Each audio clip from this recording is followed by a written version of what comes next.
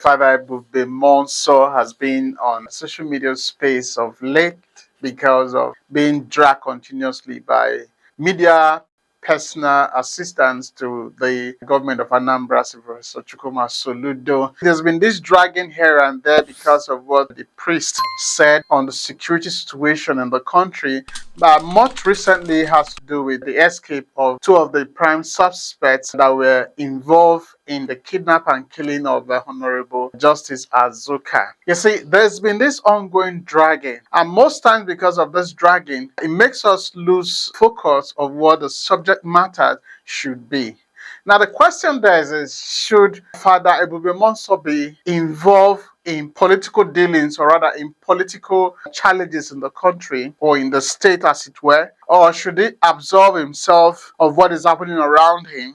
These media reps that are responding to him, is it that the issues being raised by the Reverend Father are not relevant enough for them to address, sort of attacking his person?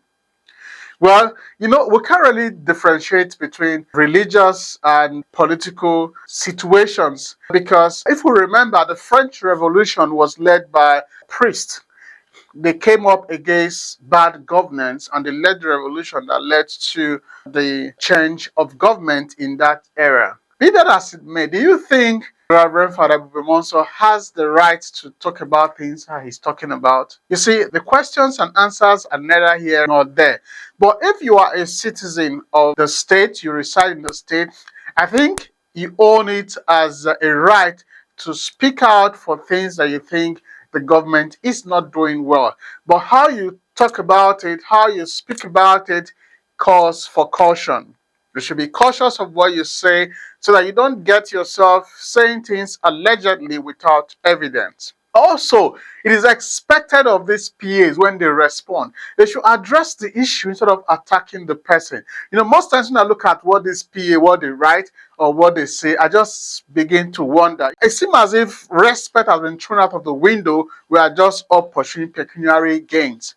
Because I am in the employment of the government, I should do everything to support the government, even when the government should owe us that right to explain things to us. They just go about addressing and attacking the person of the Reverend Father. Well, like I said, this talk is neither here nor there, but I want us to just ruminate on this. Do you think the Reverend Father has the right to talk about what is happening?